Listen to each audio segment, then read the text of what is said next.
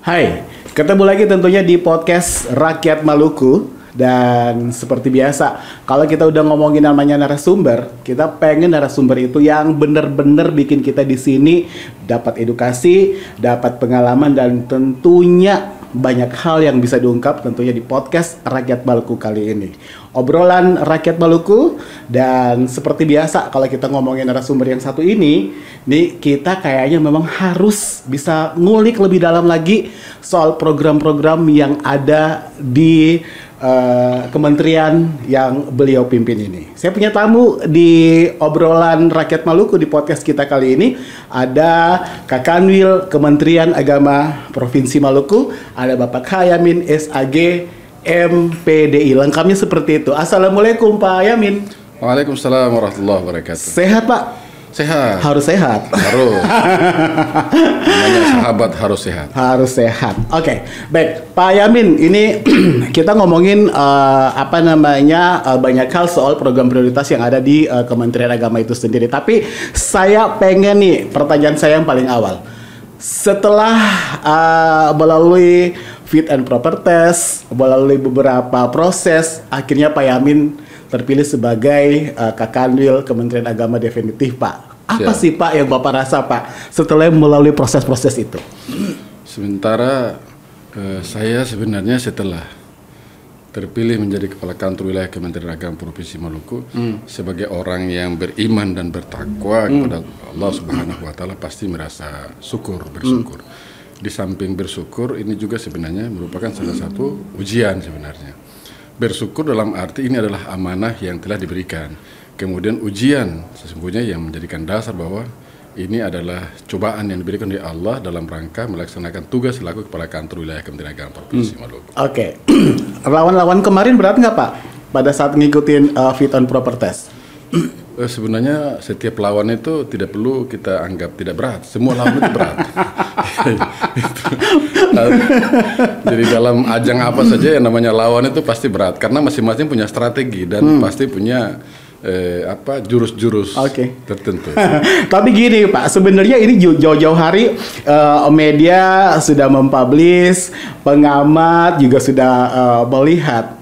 Ini naga-naganya ini dari para petarung yang ada pada saat nanti di fit and proper test menjadi Kakanwil Kementerian Agama Provinsi Maluku yang definitif.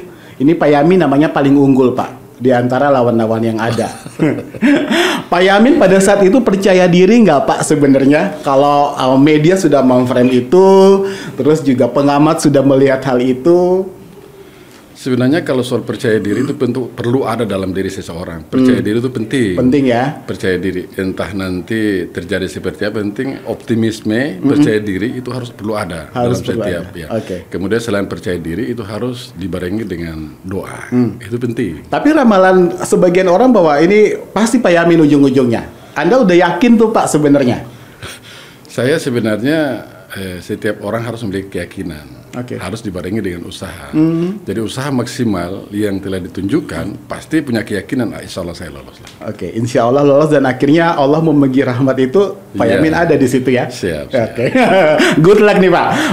Pak Yamin, ini kita tentunya tahu kalau sudah menjadi Kakanwil Kementerian Agama, ini banyak tugas yang diemban nih Pak. Wakil pemerintah pusat yang ada di daerah yang memang harus bisa melihat persoalan-persoalan kemanusiaan, persoalan sosial, persoalan keagamaan apalagi nih Pak di Provinsi Maluku yang complicated ini nih Pak. Baik. Tentu punya beberapa program prioritas kan Pak? Pasti. Ya, apa saja nih Pak sebenarnya yang udah dijabarkan nanti nih Pak untuk Bapak kerjakan di masa kepemimpinan Bapak saat ini? Baik. Memang di dalam setiap tugas dan tanggung jawab yang diberikan oleh satu institusi pasti tidak bisa lepas daripada program atau visi dan misi dari institusi itu ataupun tugas dan kewajiban. Nah, sebagai seorang Kakanwil harus memiliki tugas, yakni menyelenggarakan tugas pemerintahan di bidang agama. Itu kata-kata itu yang merupakan tugas saya. Melaksanakan tugas-tugas bidang agama, membantu pemerintah untuk melaksanakan tugas-tugas di bidang agama. Nah, Itu yang paling utama, Pak. Yang paling utama. Adapun yang menjadi fungsi saya adalah merumuskan semua kebijakan. Merumuskan semua kebijakan dan mengimplementasikannya. Kebijakan apa saja? Kalau di Kementerian Agama kan ada kebijakan yang perlu saya rumuskan, dibantu oleh teman-teman, yaitu kebijakan pembinaan di bidang agama Islam. Pembinaan bidang agama Islam. Agama Kristen, Protestan, Katolik, Hindu dan Buddha. Jadi merumuskan kebijakan-kebijakan semua yang terkait dengan keagamaan. Nah, samping itu juga ada program lain yang sifatnya program sosial-sosial yang lain, program pendidikan, agama dan keagamaan. Kemudian yang berikutnya adalah melakukan koordinasi lintas sektoral. Karena koordinasi lintas sektoral itu tidak lepas daripada apa yang menjadi program inti kita, kan seperti itu. Dan itu harus dimiliki bagi orang yang memiliki seorang pejabat harus memiliki kompetensi. Kompetensi itu yang harus dimiliki, baik itu kompetensi manajerial, harus memiliki kompetensi dasar, kemudian kompetensi sosiokultural. Nah, itu yang harus dimiliki. Jadi pengembangan semua tugas dan fungsi, baik itu menyangkut dengan tugas fungsi yang sesuai dengan visi dan misi, harus memiliki program-program dan kematangan-kematangan itu yang harus dimiliki. Ini menarik nih Pak, pembinaan di bidang keagamaan sendiri ini 5 agama yang tadi sudah Bapak sebutkan nih Pak. Kalau kita ngomongin soal intoleransi, kita ngomongin moderasi beragama, apalagi masalah harmonisasi beragama, Pak. Ini menjadi persoalan yang sangat-sangat pelik, Pak, di Indonesia saat ini. Bahkan mungkin dunia. Ya, exactly kita di Ambon aja nih, Pak, sebenarnya. Sering ada benturan, Pak, antara pemeluk agama yang satu dengan pemeluk agama yang lain. Seperti itu. Nah, jauh sebelum kita ngomongin moderasi dulu nih, Pak, sebenarnya. Apa sih Pak sebenarnya kajian dari Kementerian Agama sendiri Pak soal bagaimana kerukunan hidup harmonisasi beragama di Maluku sendiri? Iya, dalam kehidupan harmonisasi keagamaan di Provinsi Maluku, kita Maluku memiliki perbedaan, ada beda dengan provinsi-provinsi atau daerah lain. Kenapa sampai di sini, di Maluku ini yang perlu kita kembangkan saat ini adalah local wisdom, kearifan lokal. Kearifan lokal ya. Nah, kalau kita mengacu kepada setiap persoalan yang pernah terjadi, kenapa di Maluku ini setiap ada persoalan itu cepat penyelesaiannya, walaupun nanti di kemudian hari ada sisa-sisa yang perlu ada pembenahan lagi. Nah, itu karena apa? Semua memahami tentang local wisdom, kearifan lokal yang ada pada wilayah kita masing-masing, sehingga ini yang menjadi perekat, yang memperkuat pela gandong. Kemudian hidup bersama dalam satu rumpun, kemudian ada keterkaitan keluarga dan lain sebagainya. Saya pikir ini yang sangat kuat bagi kita, sehingga tugas visi dan misi yang dilakukan oleh Kementerian Agama harus sejalan dengan apa yang menjadi keanekaragaman yang terjadi pada wilayah kita, kemudian dikaitkan dengan local wisdom yang ada pada daerah. Jadi itu sebenarnya local wisdom itu menjadi modal dasar sebenarnya ya Pak Yamin ya, di dalam bagaimana interaksi antar umat beragama itu di Maluku sendiri ini lebih harmonis ya Pak ya, seperti itu. Ini Pak, kita ngomongin yang namanya moderasi beragama, tentunya tidak terlepas dari intoleransi itu sendiri. Complicated nih Pak sebenarnya, karena kalau kita melihat masih ada juga beberapa orang, beberapa oknum Pak, ini yang melihat persoalan agama ini masih dibenturkan Pak dengan kepentingan-kepentingan lain. Di sosmed misalnya rame banget nih orang-orang yang menghujat agama tertentu, ada juga yang kasarnya ya sampai menghina dan sebagainya. Nah, ini dibenturan dengan kepentingan-kepentingan tertentu. Kita ngomongin moderasi Pak. Apa yang harus dilakukan oleh Kementerian Agama sendiri nih Pak terkait dengan moderasi beragama yang lagi dikempen oleh pemerintah kita? Baik, bicara moderasi beragama sudah barang tentu tidak bisa lepas bicara tentang visi dan misi Kementerian Agama. Nah, visi dan misi Kementerian Agama adalah salah satunya adalah mewujudkan Kementerian Agama yang profesional, andal dalam membangun masyarakat yang soleh, masyarakat yang moderat, cerdas, unggul, kemudian dalam mewujudkan berdaulat, mandiri, berkepribadian berdasarkan gotong royong. Itu merupakan visi misi kita Kementerian Agama. Nah, kaitannya dengan itu, maka kalau kita melihat secara institusi struktural, presiden dan wakil presiden memiliki misi. Mereka punya program-program prioritas selain daripada itu. salah satu program prioritas dari Pak Pemerintahan, Presiden saat ini adalah yang pertama mengembangkan sumber daya manusia. Nah, otomatis terkait dengan proses mengembangkan sumber daya manusia. Dalam hal ini adalah agar masyarakat yang ada di Indonesia itu berpikir positif. Nah, berpikir positif dalam arti melihat segala sesuatu yang terjadi itu harus dengan menggunakan pikiran yang positif. Artinya dalam keanekaragaman yang terjadi pada wilayah kita ini, kita kan tidak terdiri dari satu agama saja. Keanekaragaman itu. Dari keanekaragaman itulah maka akan terwujud nanti yang diinginkan adalah berbagai macam agama itu bisa hidup rukun, damai, orang bilang saling membantu, menghargai satu sama lain, itu penting. Nah, kebetulan di Kementerian Agama terkait dengan visi misi itu memiliki 7 program prioritas. Nah, di antara 7 program prioritas itu, salah satu yang paling lagi sekarang ini digalakkan oleh kita Kementerian Agama yaitu penguatan moderasi beragama. Nah, penguatan moderasi beragama sendiri mengajak kita untuk memiliki sikap, cara pandang, perilaku kita, cara pandang agar itu bisa tidak miring ke kiri, miring ke kanan, artinya dia bersikap di tengah-tengah. Artinya on track Pak ya? Iya, dia harus memandang sesuatu itu yang positif, berada pada wilayah tengah, tidak miring kiri, tidak miring kanan. Itu namanya kiri, tidak kanan, tidak kemana-mana. Iya, tidak kemana-mana. On track. Nah, kita ngomongin moderasi nih Pak. Ini kan sebenarnya pemahaman moderasi itu juga sebenarnya belum dipahami betul nih Pak kan oleh sebagian orang. Makanya kenapa saya bilang tadi misalnya agama masih menjadi kepentingan politik tertentu, agama ini masih menjadi dijadikan orang untuk alat politisasi dan sebagainya seperti itu. Nah, kalau melihat persoalan intoleransi sendiri Pak Yamin di Ambon, di Maluku secara keseluruhan, apa yang harus memang diperkuat nih Pak bagi generasi muda kita? Agar yang tadi intoleransi itu tidak terlihat lagi, paling tidak diminimalkan, atau juga kita sesama teman-teman kita yang beda keyakinan itu juga bisa kehidupan harmonis itu masih kita jaga dan sebagainya. Intinya yang perlu dilakukan oleh kita semua, yang pertama kita harus arif dan bijaksana dalam bermedsos. Itu sangat penting. Karena saya menganggap bahwa penggunaan medsos ini juga harus secara profesional, artinya bijak. Medsos bukan sebagai ajang salah satu untuk menghina yang lain. Medsos jangan dijadikan sebagai salah satu pemicu ketika ada informasi-informasi yang negatif untuk saling menjelek-jelekan seseorang. Itu jangan. Harus berprinsip yang seperti saya sampaikan tadi, harus berpikir positive thinking. Jangan mengedepankan sesuatu pemikiran yang negatif. Jadi itu yang paling penting bagi kita, sehingga dia tidak ada pikiran-pikiran ekstremis.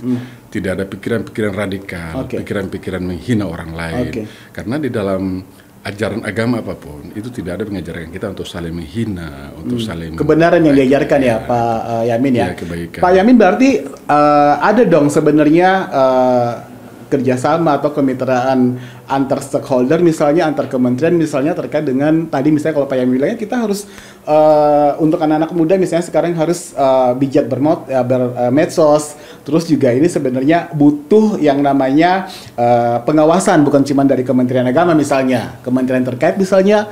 Nah selama ini kemitraan yang dibangun antar lembaga atau kementerian itu seperti apa Pak?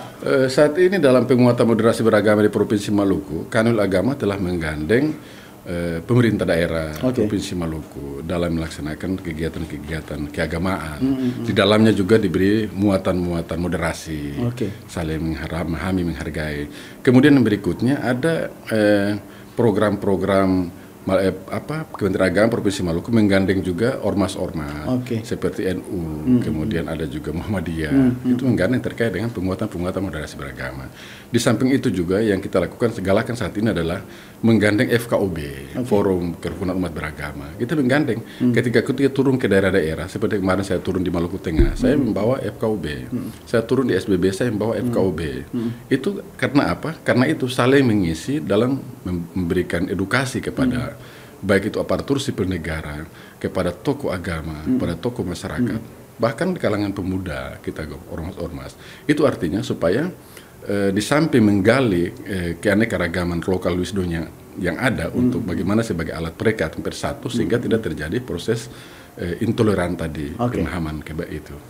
Artinya bahwa selama ini kalau Pak Yamin bilang bahwa ini di daerah-daerah perlu yang namanya kerjasama kayak tadi menggandeng ormas, menggandeng forum komunikasi umat beragama dan sebagainya, ini sudah efektif ya Pak Yamin ya? Ya, saya pikir untuk sementara itu yang menjadi sasaran kita. Bagaimana dengan orang atau anak muda atau siapapun nih Pak yang terpapar paham radikalisme? Karena kalau kita melihat ini sebenarnya juga banyak anak muda, banyak orang-orang yang masih terpapar radikalisme itu sendiri. Bagaimana Kementerian Agama melihat persoalan ini, Pak Yamin?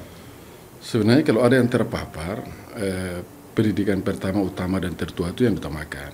Jadi kita kembalikan kepada bagaimana peran fungsi daripada keluarga itu sendiri.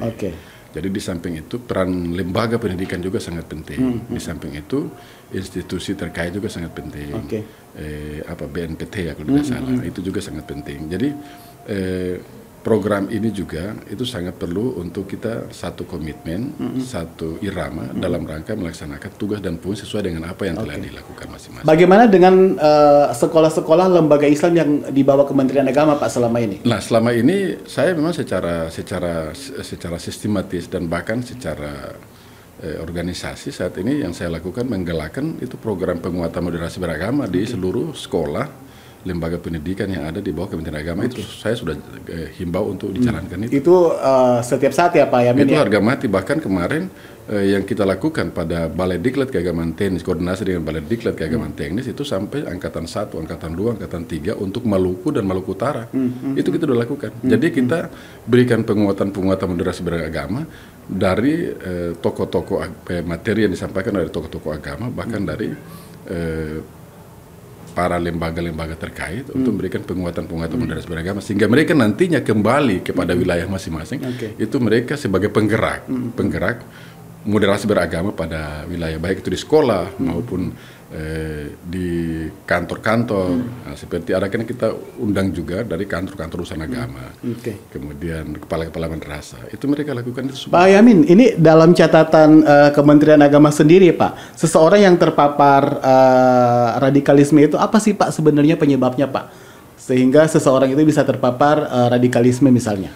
Sesungguhnya yang kalau kita lihat kebanyakan mereka terpapar radikalisme itu karena salah dalam memahami konsep-konsep ajaran agama yang dianut, kemudian salah menerima informasi-informasi yang sesungguhnya mengajak kepada kebaikan yang tadinya mereka rubah menjadi yang tidak baik. Memahami itu. Adapun juga ada doktrin-doktrin tertentu yang diberikan dari pergaulan itu. Ada doktrin-doktrin yang mengibatkan intoleran, radikalisme. Jadi itu yang kita perlu waspadai. Jadi kita tidak bisa bilang bahwa ini ada semacam sejenis virus, bukan. Tetapi itu dari pergaulan kita juga. Jadi cara pandang kita, cara berpikir kita yang mengarah kepada orang itu bisa menjadi radikal, orang itu bisa menjadi intoleran. Nah, seperti itu. Artinya bahwa kalau tadi Pak Yamin bilang ini semuanya berpulang lagi dari satuan keluarga, satuan masyarakat terkecil, ada keluarga misalnya. Itu juga sangat berperan ya Pak Yamin ya. Terus juga sekolah misalnya lembaga Islam di bawah Kementerian Agama itu juga sangat berperan ya Pak Yamin ya. Seperti itu. Nah, Pak Yamin, banyak akhirnya yang orang mengharapkan bahwa dengan adanya Kementerian Agama ini Maluku bisa menjadi laboratorium atau cerminan dari kehidupan orang beragama Pak di Indonesia bahkan seperti itu. Kira-kira Pak Yamin, apa sih yang susah Pak dari merubah masyarakat kita sendiri soal intoleransi, moderasi beragama itu yang kalau kita lihat Pak ini banyak orang juga yang akhirnya yang tadi yang saya bilang ada saling menghujat, ada saling menyalahkan, yang satu menganggap ajaran agama dia lebih baik dan sebagainya. Bagaimana nih Pak sebenarnya membuat Maluku menjadi cerminan atau laboratorium kehidupan umat beragama di Indonesia? Saya kira kembali kepada konsep ajaran masing-masing, di mana setiap ajaran masing-masing itu tidak ada menghujat orang lain. Itu yang harus dipahami. Kemudian tidak ada agama yang menjatuhkan, menganggap agama lain yang salah. Tidak ada seperti mengejarkan. Karena saya menganggap menurut pemahaman masing-masing agama saya yang benar itu sebenarnya tidak seperti itu. Jadi saling menghargai, saling menghormati itu sangat penting. Yang itu yang perlu kita lakukan. Kalau dalam konsep kita kan ya agamamu kan Oke, begitu. oke. Jadi masing-masing menjalankan saja Menjalankan syariat sesuai dengan ajaran itu ya, ajaran Pak ya. Oke, Pak Yamin, ini di Kementerian Agama juga kan sebenarnya juga ada bagaimana sinergi untuk memberantas narkoba itu sendiri kan, Pak, di kalangan generasi muda di masyarakat kita. Apa nih Pak program dari Kementerian Agama sendiri Pak terkait dengan tadi Pak penyalahgunaan narkotika, obat-obatan dan sebagainya agar nih generasi kita dapat terselamatkan seperti itu Pak? Ya, saya kira program yang saya bilang tadi kan pendidikan pertama utama yang tertua itu mulai dari kalangan keluarga, itu yang perlu. Jadi contoh yang paling besar itu adalah keluarga. Keluarga, oke. Jadi kalaupun di dalam rumah sudah ada yang suka minum khamar, itu jangan berharap bahwa nanti dalam rumah itu tidak ada yang suka minum khamar, pasti. Jadi keluarga itu merupakan salah satu pintu gerbang dalam rangka membentuk generasi muda ke depan. Nah, dari situ. Jadi karena kalau kita melihat kan dalam konsep ajaran agama bahwa generasi muda itu kebaikan generasi muda itu merupakan jalan yang terbaik untuk mencapai suatu kesuksesan pada bangsa itu atau pada wilayah kalangan generasi itu. Tetapi kalau kita tidak memahami dari konsep sisi generasi muda itu sebenarnya tugas dan fungsinya apa, otomatis apapun yang kita lakukan tidak bermanfaat sama sekali. Jadi contoh yang paling penting bagi kita adalah keluarga. Harus mau memberikan contoh. Selain itu lingkungan juga sebenarnya. Lingkungan selain keluarga, lingkungan di mana kita berada. Makanya saat ini kan di lingkungan kita itu kan perlu kita jaga kehidupan berbangsa dan bernegara. Nah, itu antara satu dengan lain seperti itu. Pak Yamin, ini kan kita balik ini ngomongin masalah pendidikan ya Pak. Masih ada nih Pak sebagian masyarakat kita di persepsi orang tua bahwa anaknya tuh kalau masuk sekolah agama, sekolah pendidikan Islam, ini kurang berkompetisi Pak. Kurang bagus dengan misalnya sekolah umum atau sekolah-sekolah lain Pak, seperti itu. Merubah mindset orang-orang tua kita seperti itu harus dengan apa nih Pak? Saya kira saat ini kalau bilang juga merubah mindset, sebenarnya pada tatanan yang mana? Karena setahu saya akhir-akhir ini itu madrasah itu memiliki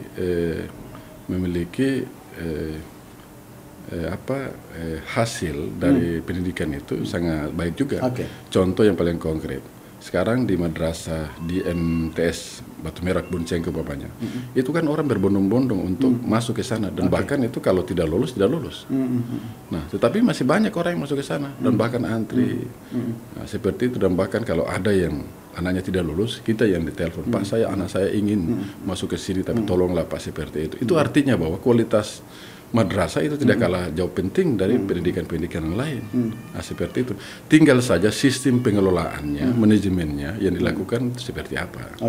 Artinya bahwa sekolah-sekolah Islam, sekolah umum Islam juga ini sebenarnya menghasilkan kualitas sumber daya manusia ya Pak Yamin ya, yang lebih qualified ya Pak Yamin ya, seperti itu ya. Betul. Ya. Baik, kita akan ngobrol banyak lagi dengan Pak Yamin, Kakanwil Kementerian Agama Provinsi Maluku.